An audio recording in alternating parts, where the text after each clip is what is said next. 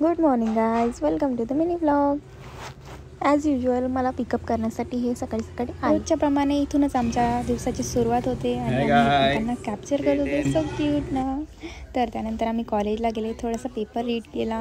त्यानंतर थोडे काम होते कॉलेजला, ते आटपून आम्ही थोडा वेळ लायब्ररीमध्ये बसलो सगळ्या फ्रेंड्ससोबत आणि थोडा टाईम स्पेंड केल्यानंतर आम्हाला लागली होती खूप जास्त भूक.